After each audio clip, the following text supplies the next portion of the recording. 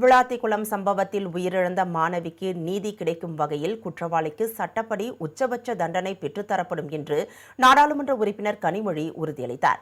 தூத்துக்குடி மாவட்டம் விளாத்திக்குளம் அருகே வேடநத்தம் பகுதியில் 12ஆம் வகுப்பு மாணவி ஒருவர் பாலியல் வன்கொடுமை செய்யப்பட்ட நிலையில் சடலமாக கண்டெடுக்கப்பட்டார்.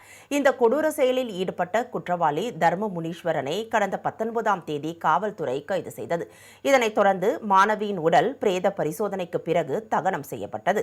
இந்நிலையில் பாதிக்கப்பட்ட மாணவியின் குடும்பத்தினரை நாடாளுமன்ற உறுப்பினர் கனிமொழி மற்றும் அமைச்சர் கீதா ஜீவன் ஆகியோர் நேரில் சந்தித்து ஆறுதல் கூறினர். இதையடுத்து செய்தியாளர்களிடம் பேசிய கனிமொழி எம்பி, மாணவியின் குடும்பத்தினருக்கு சிறிய அளவிலாவது நிம்மதி அளிக்கும் வகையில் குற்றவாளி விரைவாக கைது செய்யப்பட்டுள்ளதாக தெரிவித்தார். பாதிக்கப்பட்ட அந்த பெண்ணுடைய குடும்பத்திற்கு மன நிம்மதியை தரக்கூடிய ஒரு சிறிய அமைதியை தரக்கூடிய அளவிற்கு காவல்துறை விரைந்து செயல்பட்டு குற்றவாளியை கைது செய்திருக்கிறது.